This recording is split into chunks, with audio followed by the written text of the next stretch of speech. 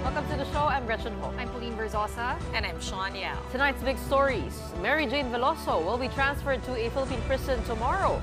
Her family hopes that the convicted drug trafficker will soon be a free woman by way of a presidential clemency. Several groups will question the legality of the 2025 budget before the Supreme Court.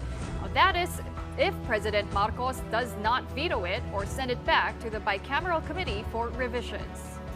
And there are indications of an emerging uranium trade here in the Philippines. We will be telling you what the government is doing to keep this dangerous radioactive element off our shores.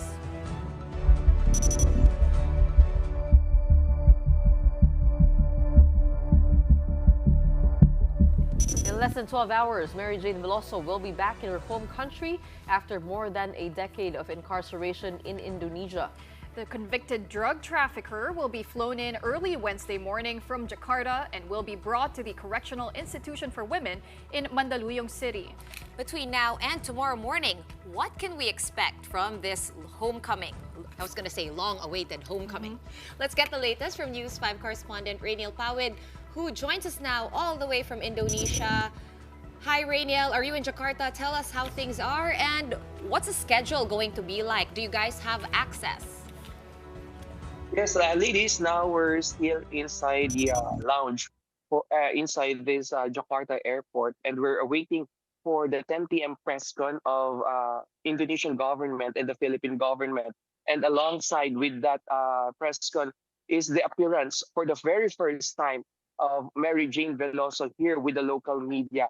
And exactly 8 in the evening, Philippine time, we are waiting for the arrival of Mary Jane Veloso here inside the Jakarta airport. And by 12 midnight here in Jakarta, we are expecting to fly to Philippines. So the process of turnover between Indonesian government and the Philippine government, they said this one is a direct turnover. No ceremonial turnover will be made. They will just give our hands down Mary Jane to the Philippine government. And since yesterday, all travel documents of Mary Jane Veloso are signed. So we are not waiting too long to see Mary Jane Veloso by now. Ladies. Rainiel, I heard on Frontline Pilipinas a while ago, the family saying that they will make sure to make Mary Jane very happy when they get to be with her. Is any member of the family there in Indonesia to meet her? Magkakaroon ba ng pagkakataon na magkaroon ng family moment itong si Mary Jane pagka-handover sa kanya? Yes, Gretchen, no, nakausap natin kanina yung official mula sa Bureau of Corrections, and the process of turnover ay wala nang pamilya or kaanak ang pinapunta dito sa Indonesia dahil nga naging mabilis yung pagproseso ng kanyang pagbabalik sa Pilipinas. At pagdating naman dyan sa airport ay wala na ring mangyayaring pagsundo at didiretso na nga lahat sa Correctional Institution for Women sa Mandaluyong City. At nakausap na natin mismo si Director General Katapang ng Bucor at sinabi niya na pagdating doon sa sa Women's Correctional ay hindi ganon kahaba yung oras ng pagkikita ng pamilya Veloso at ni Mary Jane dahil kailangan pa rin sumailalim ni Mary Jane dito sa tinatawag na 5-day quarantine period. At ang magandang balita naman dyan ay pag natapos si Mary Jane itong 5-day quarantine period na ito, ay tiyak na mabibigyan siya at ang kanyang pamilya ng whole day schedule sa bisperas ng Pasko at maging sa Pasko. Rainiel, pagdating naman ni Mary Jane Veloso dito sa Pilipinas, who are expected to be present in the airport, mga officials natin, who exactly will be there?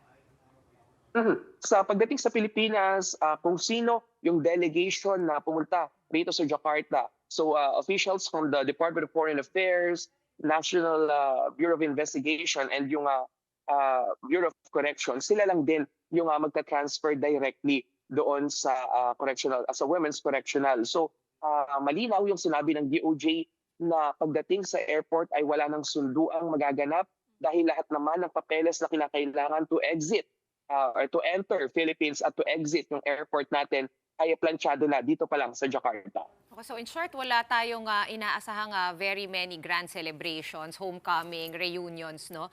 Kumbaga, kailangan natin ilagay yung sarili natin sa mindset na although it's a long-awaited homecoming, ano pa rin to, parang kumbaga prison to prison transfer of a prisoner.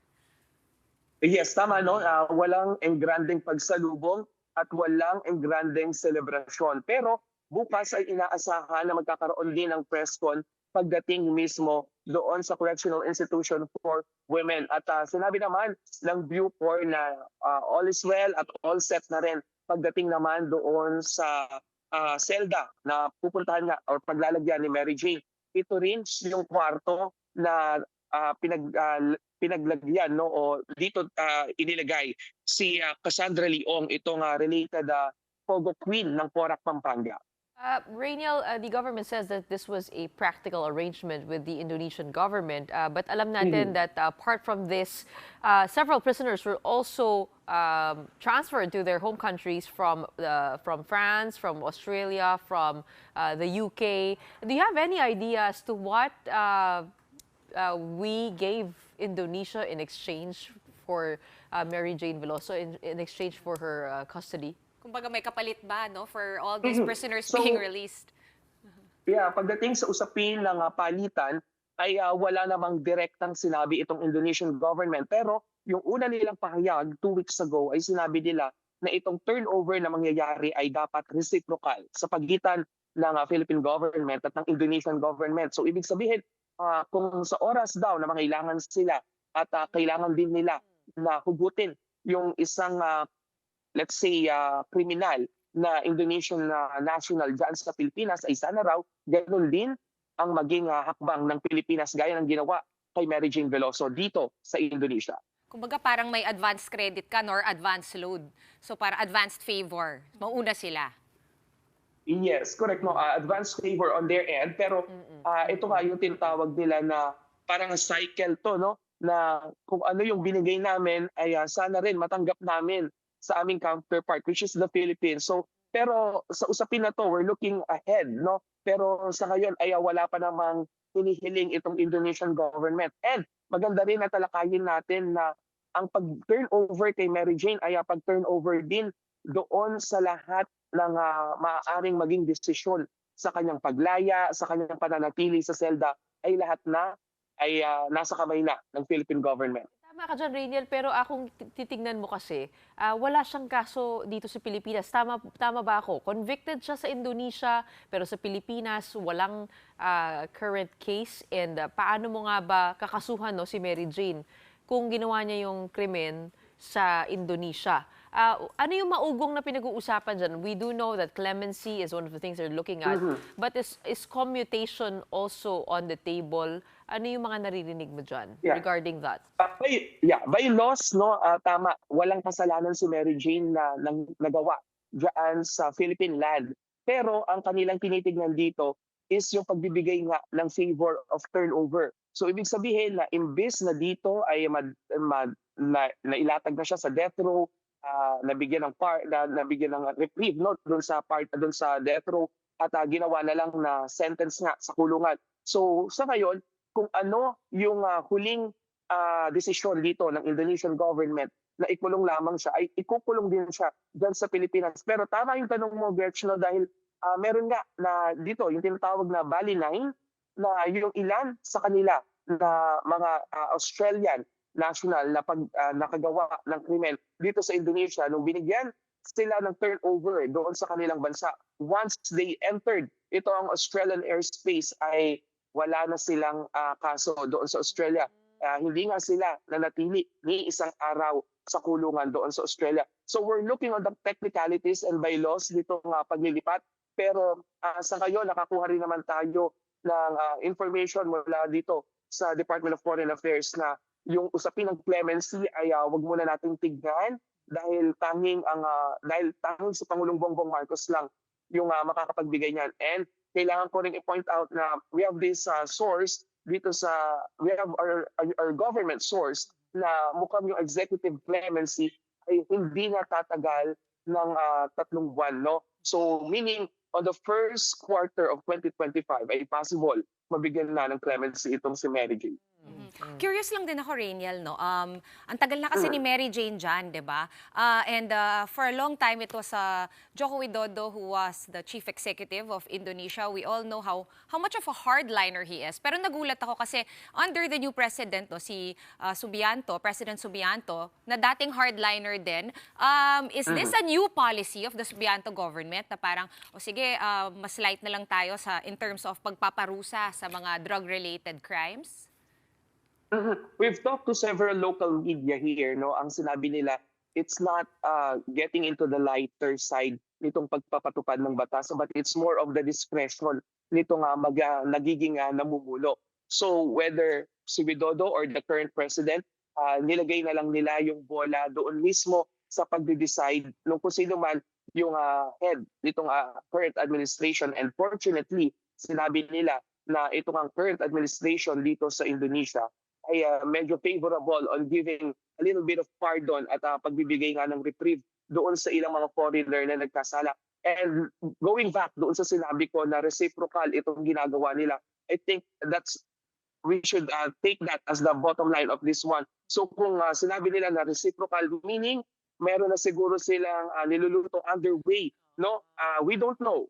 We don't know yet kung ano itong reciprocal na sinasabi nila. But rest assured na sabi nga nung ilan dito na nakausap din natin from the media, we just have to wait kung ano nga ba itong hinihintay pa ng Indonesian government na yun nga, tulad ng nasabi nyo, baka may kapalit.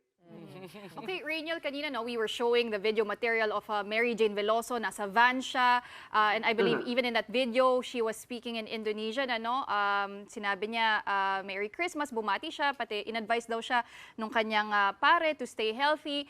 Rainiel, kayo ba dyan, did you get another opportunity to interact with Mary Jane? At may chance bang humarap pa siya sa media bukas pagdating dito sa Pilipinas?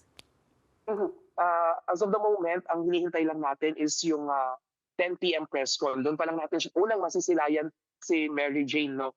At ito rin yung unang pagkakataon na bibigyan ang media ng 15-minute time para makausap nga itong si Mary Jane Veloso.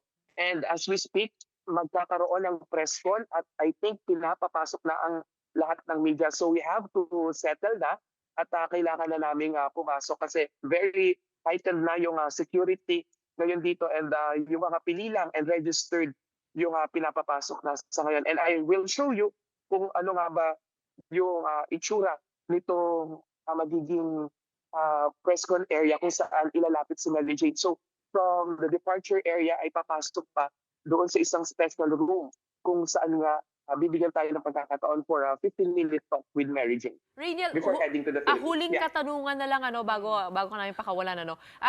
The DOJ has assured that she will not be placed in the same prison as her illegal recruiters. Tapos sinasabi rin maaari siyang mag-testify to solidify the case against them. What did General Katapang say about assuring the security of Mary Jane Veloso, knowing that this is also a concern of the family to keep her safe from the syndicate that she... With regard to the security level, pagdating doon sa tutuluyan ni Mary Jane, meron siyang 60 days, no? Hindi mo na siya isasama doon sa selda ng mga regular na PDL. So may assessment pa kasi na magaganap sa kanya and we have to also consider yung medical assessment na ibibigay sa kanya. Aside from, yung pinauwi siya, kailangan din tignan dahil nagkaroon ng bukol si Mary Jane. No? Ito, health concern niya naman to. Nagkaroon ng bukol si Mary Jane sa dibdib at sa ovaryo. Since nandito siya sa Indonesia, ay pinapagamot na yun, no? Even kahit na nasa loob siya ng piitan dito. Well, 10 p.m., we'll let you go. 10 p.m., there is a press conference. And at 1 a.m., I believe Philippine time is the flight of Mary Jane to the Philippines. It is a day that we never thought would come, but we hoped for a very long time. Thank you so much for bringing updates to us. Rainiel Pawid, who is reporting to us live from the Soekarno-Hatta Airport in Indonesia. Up next, more critics weigh in on the disparities in the allotments made by Congress on the 2025 national budget. For insights, when the big story returns, keep it here.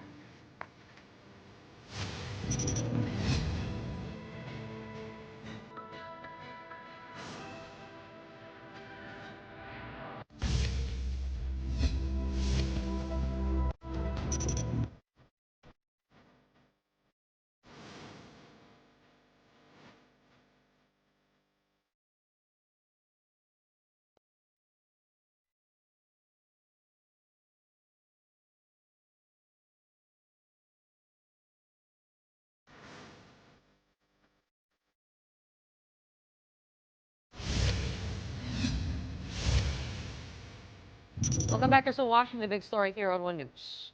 Critics believe that the 2025 budget is a poorly made one, with questionable cuts and insertions coming to light. Now, groups are asking President Bongbong Marcos not to sign the bill without major revisions, or they will run to the Supreme Court to hold the funding off altogether. JC Cosico with the story.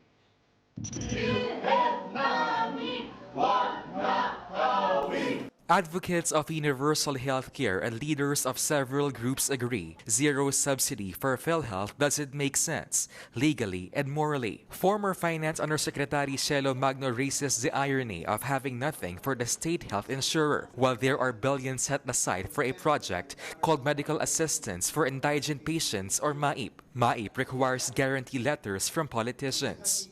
Malinaw na ang MAIP program ay para lamang sa interes ng mga politiko. Patronage politics po ito eh. Kailangan mo munang mamalimos bago ka makinabang sa tax na binayaran mo na para sana sa kalusugan mo. For the BICAM, PhilHealth can survive and still thrive since it can always dip into its 600 billion peso reserve funds. But that's not the point according to Magno. The law indicates that the government should give PhilHealth allocation every year. Ang sinisimbolo nito ay yung pagtalikod ng gobyerno sa responsibilidad niya na pondohan yung gastusing pangkalusugan ng mga kababayan nating mahirap, senior citizens, PWDs at 4-piece recipient. Zero budget for PhilHealth and reduced ones for other agencies like the Education Department and the DSWD's 4-piece program. It looks like infrastructure is getting top priority in 2025 for the Marcos administration, with the DPWH getting the lion's share of the budget. Dahil ito po ay pro-politician at anti-poor. Na ito na po ata ang pinaka-corrupt na budget sa history ng Pilipinas. Dahil kitang-kita naman na ang nangingibabaw ay ang interes ng mga politiko at hindi ang interes ng taong bayan. If President Marcos does not veto the budget or let lawmakers take another good look at it, these concerned groups will be taking their case to the Supreme Court.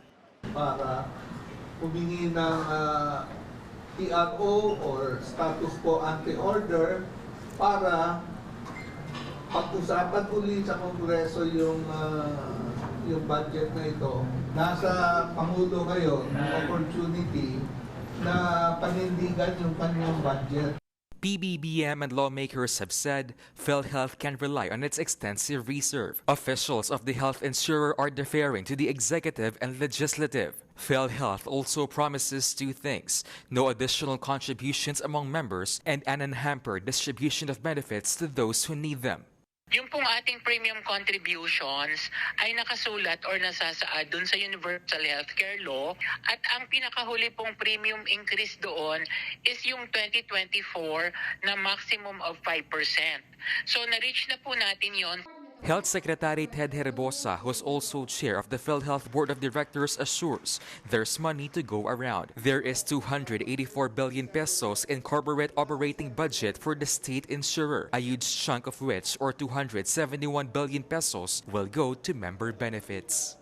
Hindi po magsasara ang PhilHealth. Even without the subsidy, we can continue to provide all the health benefits dito sa population na to, yung indirect, yung indigent, yung senior citizen, yung PWD. They will still be covered their benefits. For News 5, I'm JC Cosico. We are One News. So everyone's asking now, among other things, is what happens if the president sends back the budget to Congress? Well, this early, some lawmakers are already dismissing an idea as such. The details from Marian Enriquez. Armed with slogans, various groups trooped to Batasang Pambansa on Tuesday. They are protesting what they call is the rampant corruption and manipulation of the 2025 national budget. They are certain pork barrel is very much present in next year's allocation.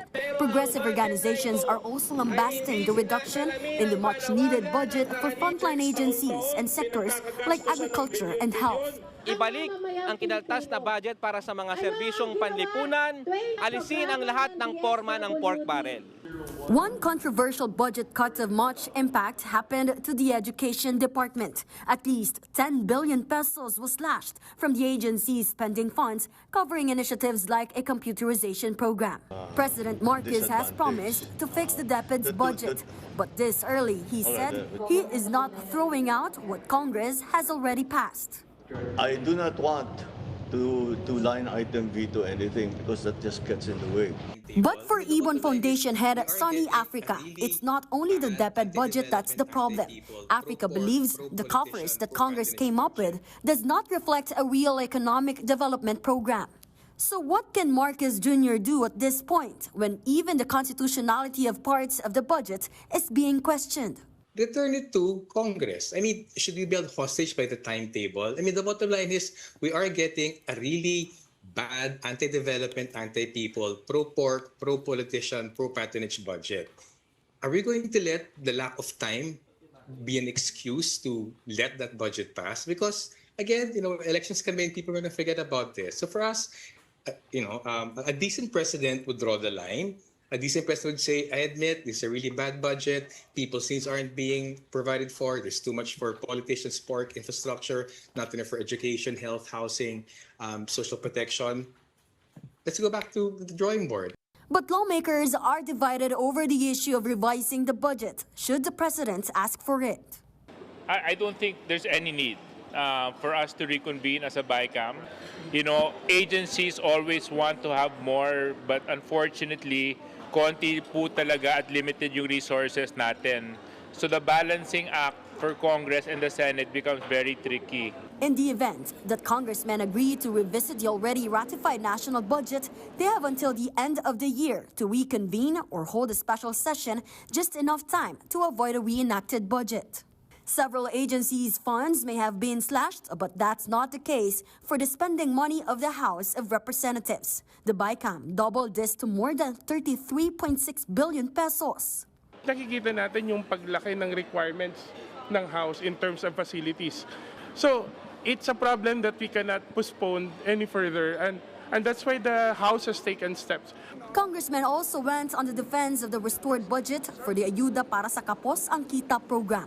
ACA gets 26 billion pesos, which several pundits believe is virtual pork barrel coming in the election year of 2025. Under DSWD siya, at hindi siya pork barrel, no? Ang implementing agency nun is ang DSWD. For News 5, I'm Marian Enriquez. We are One News. At this point, let's bring into the discussion Representative Jay Conggun. He is the Assistant Majority Leader of the House of Representatives. Magandang gabi, Kong. Good evening po sa inyong lahat. Magandang gabi po. Narinig ko kung naman yung paliwanag din nyo sa press con, no? For the, kumbaga, your own personal reasons for reducing the budget for DepEd, for PhilHealth, etc. Sa amin kasi meron kaming medyo pinagdedebatehan pa dito the whole day kung dapat ba talaga pinag-plus-plus natin no, yung budget ng DepEd, budget ng CHED, SUCs, pati ng TESDA. And even then kasi medyo kulang pa rin siya at mas mataas pa rin yung over 1 trillion budget ng DPWH. Actually, kanina, no, nung kinausap ako kanina ng mga kaibigan natin sa media, no, naglabas tayo ng isang listahan, no, na umaabot ng 1.055 trillion ang budget ng ating education sector at nasa 1.033 trillion naman yung budget ng DPWH. So naipakita rin doon na mas malaki talaga yung budget na inilaan ng Kongreso sa education sector. Pero kaya lang kung kasi parang di naman normally ina-add lahat yon, no, to get an aggregate parang amount. That's what a lot of the critics are saying. Siguro, some are saying dapat yung DepEd and CHED if you wanna add two figures together. Kasi nga, as it is, the TESDA's under the DOLE and the state universities and colleges are already under the LGUs.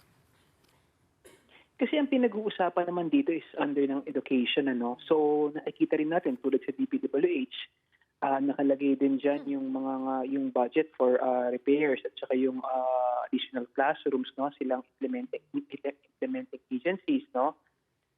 Talagang doon nakalagay yung budget para doon, no. So ang pinag-uusapan kasi natin dito in totality, ano ang ibinigay na budget natin sa education sector. So total malaki pa rin, ano, pinakamalaki pa rin. So it means na priority pa rin ng ating pamahalaan ang edukasyon. Pero kasi yun nga po yung criticism is that it's unconstitutional kasi nakasaad sa batas, sa konstitusyon na plain and simple that the education budget has to get the biggest chunk of the pie. Aren't you worried na baka ma-technical kayo, baka umabot to sa Supreme Court kasi may mga grupo na po na nag-aaral? So yun nga yung sinasabi natin, ano, yun nga yung sinasabi ko kanina pa na under the law, ang sinasabi nga is education sector, no. So ang sinasabi naman namin, no, pinakamalaking binigyan ng budget ang pondo para sa edukasyon. No? So naandyan lahat yung listahan na inabas na rin natin, no, na kung ano yung mga pondo na binigyan ng Kongreso. Congressman, puntahan po natin yung dinagdag sa DPWH, which is around 288.7 billion. They are saying that only 800 billion was proposed by Malacanang. Ito pong 288.7 billion, saan po ito mapupunta? Bakit po dinagdagan yung proposal? Hindi pa kami yun nga yung isang sinasabi natin, ano, may mga usapan kasi diyan, syempre na hindi rin naman kami previous sa usapan, ano, so hindi ko rin kayang sagutin yan as of this time. Yeah. Okay, Congressman, if the President does send the budget back to Congress, right now sinasabi niya he's not looking to exercise yung kanyang power to veto any line item, pero he did say na gusto niyang ayusin pa yung budget ng education sector. So if he does send it back to Congress, are you willing to reconvene? If ever, no, pero ang sinasabi nga ng ating Pangulo ay exercise yung kanyang veto power, no, as of this time. At talagang nakikita naman natin naaprubahan na rin sa dalawang in both chambers, ano, yung budget, ano, so hindi natin nakikita na kailangan pa mag-reconvene. Pero syempre, the President he can exercise his veto power anytime, no, at syempre pag nangyari yun, ako personally wala naman akong problema kung magtatrabaho kami overtime. Congressman, is that the only option that the President has? Kasi sabi nga niya na ayaw niya gamitin yung line item veto power niya kasi tedious yun at aayusin na lang itong educational budget. So, ano pa ba yung ibang options? Kung hindi niya i-veto, kung hindi niya babalik, is there any way to fix that? That would be constitutional still.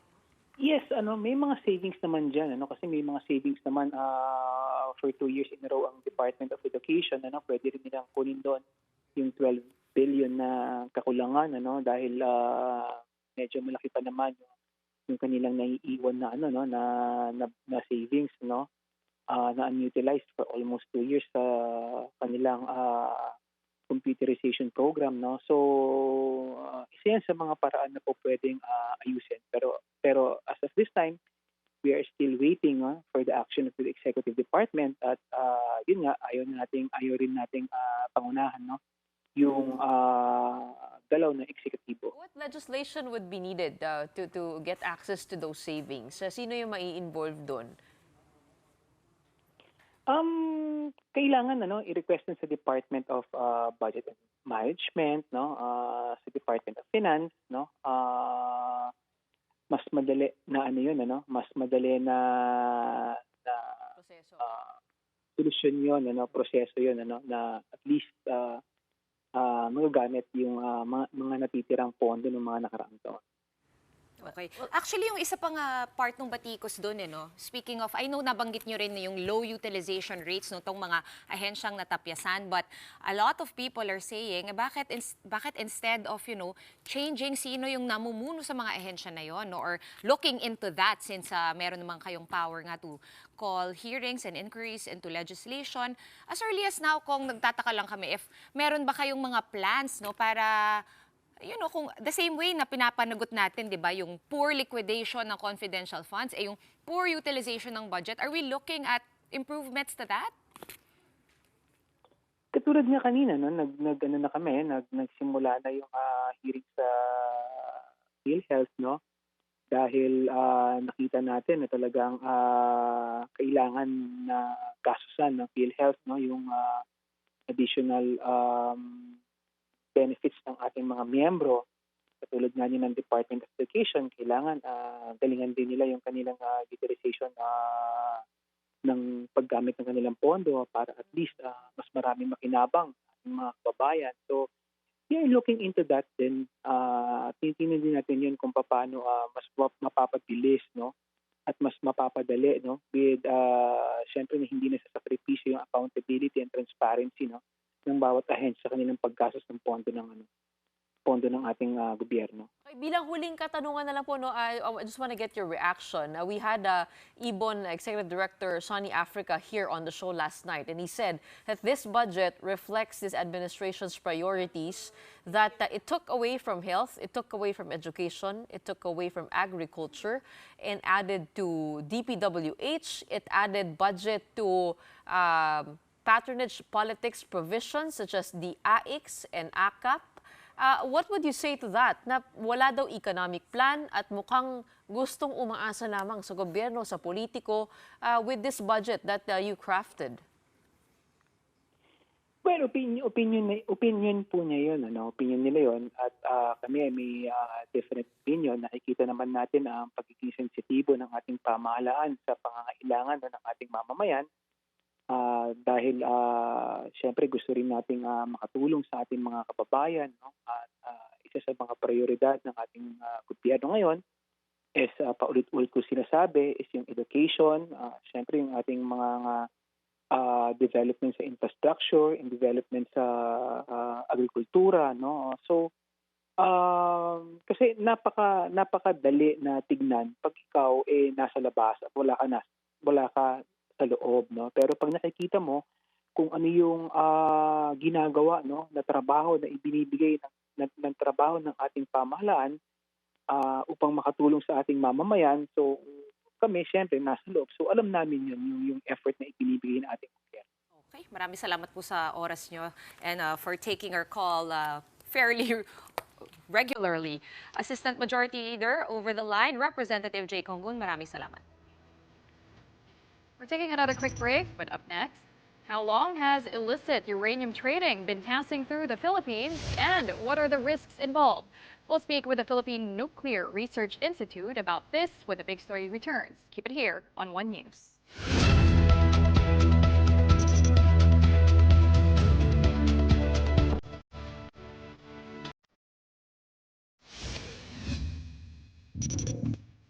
Welcome back. You're still watching the big story here on One News.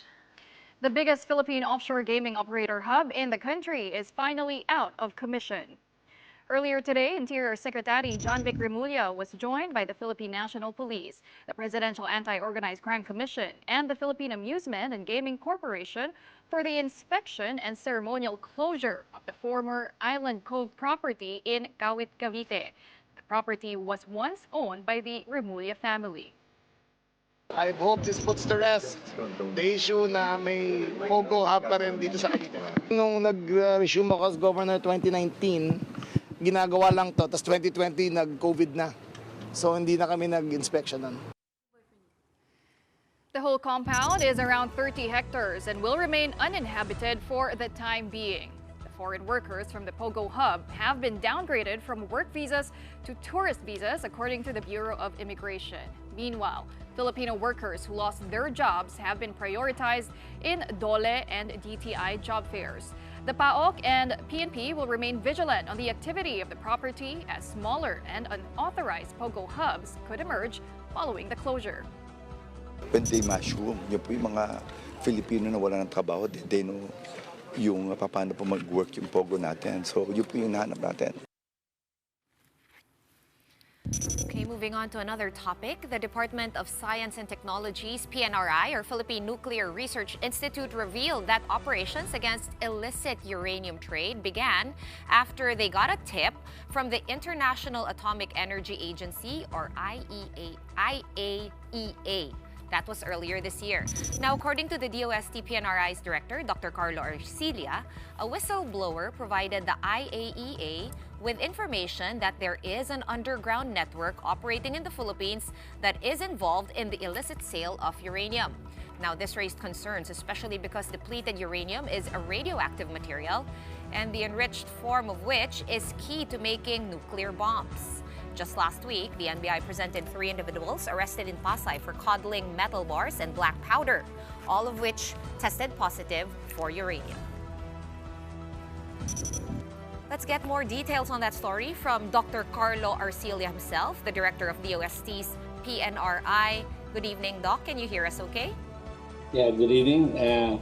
Yeah, glad to be here. Okay, were you shocked that apparently the Philippines is part of the underground network in the illicit or illegal trade of uranium?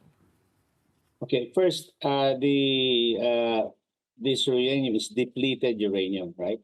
So which means it's not as dangerous as the enriched uranium that's used for a nuclear fuel, okay? In fact, the uranium, the useful uranium, the uranium-235 has been taken out and only a small amount remains. But the depleted uranium is very dense and hard, and it is an ideal material for projectiles, bala, ammunition, because it can penetrate armor. Yes, Okay? and The more dangerous part is the powdered one, because you can mix it with conventional explosives and it becomes a dirty bomb. Because the only danger from depleted uranium powder is if you inhale it, and it's an alpha emitter, and if that alpha emitter is inside your body, that can cause cancer. Yeah, but the other Yeah. You're right, Dr. Arcilia, but the other scary thing is, of course, a lot of people panicked, especially, I think the most publicized raid was the one down in Cagayan de Oro, and it was found in a subdivision, like may nag-test positive, right, for traces of uranium-235 and 238. But a lot of people are also saying is, itong mga depleted uranium, sino ba yung bumibili niyan? It's terrorist organizations daw. Exactly what you said, to make weapons. Right? Yeah, it's again, it's for definitely not for nuclear bombs. Okay. Now, the thing is this: when we got the tip from the IAEA, some persons went to DOST office to try to identify it. Their modus operandi is to actually sell the material to pass it off as precious metals like platinum. May mga maloloko sila, no? So, and then because then they could earn millions from that. But I don't think they were sophisticated because they didn't know how to handle the materials. And in fact, one of the condominiums where it was found is there in Pasay. Actually, it's an upscale condominium. It's right beside Marriott, behind Marriott. So one of the condominiums there, and our people actually tried to decontaminate it. So they've had these materials for some time, and unfortunately, even there were kids in this apartment, and we would have wanted to actually have the kids analyzed for cytogenetic analysis to see if their DNA has been affected by this material. Now. The ironic thing about this is that when these people who were caught were charged, we had to charge them under our law, Republic Act 2207 of 1968, drafted before all of you were born. And the punishment for illegal sales of unlicensed uranium is 10,000 pesos plus and 5 years imprisonment. Napakamura daw, ginikas na lang, nagpiyansa na yung dalawa. Balikan natin, Doctor, yung sinabi mo about the kids in the condominium. Maya. Yun nga meron ba tayong capacity? I guess some of the immediate thoughts, no? Number one, yung mga bata na affected. Do we have the facilities, the capability to test them? And then second, do we have the facilities and capability to decontaminate the affected areas? Yeah, no, we have the we have the tools. Actually, had last week was our Atomic Energy Week. We had an open house here at PNRI. We have very nice facilities here. You could even see some samples of depleted uranium. I mean, my people there are wearing hazmats because they didn't know what the things were. But we have also enriched uranium here in our facility because we have a research reactor. It's an active reactor. It's not for power, but we've had this for more than 50 years. The Itlog in Commonwealth Avenue, now hidden by Techno Hub. That's a containment structure of our research reactor. It's been here for almost like 60 years, and we built another one actually. And so PNRI has advanced equipment, and then we have very good people. We're not that big. Actually, interestingly, just today I'm wearing a barong like this. I just came from the Senate. Our new nuclear law has been filed to create the independent nuclear regulatory body, which will be called PhilAtom. Doctor, I'm sorry we're running out of time, but just as a final question, how worried should we be? How do we detect this? Can it be smelled by the dogs in our transport hubs? Second question is, where do we get the supply? Where do they get the supply? Are we a producer of uranium? Okay, thank you, ma'am. Let's answer the first one. We shouldn't worry about it because even if it's 100 kilograms, first they were caught by the NBI, and as I said, it cannot be made into a nuclear bomb, but the powdered form could have been made into a dirty bomb. But it looks like the people who were caught were not after. They were after making money. They didn't have the sophistication. Now, this didn't come from the Philippines. This is trafficked into the Philippines because we don't have we have uranium ore, a small amount, maybe somewhere in Larap, Bicol, but we don't produce it. So it was brought inside the country, and that's the worrying part because someone trafficked this. Now, in the port of Cebu and Manila, there are radiation detectors, like in our office. So if a container van passes through, and it has nuclear materials inside, some alarms will be rung. But we have many ports, so this was trafficked here clearly, and we don't know where that origin is yet. We can use some sophisticated analysis, isotope, because each uranium deposit has a unique signature. But that equipment we don't have yet. The U.S. has it. We can ask assistance from them or the IAEA. Okay, very but quickly. It's also possible that they sold this outside the country. At yes, a third Doctor. party. We don't know that. But rest assured that the correct authorities, apart from the PNRI or law enforcement authorities, also helping out in this investigation for the trafficking part, because that's also not good. Yes, ma'am. There is the DTI office, Strategic Trade Management Office, that we're coordinating with also. And then we have a trained CBRN.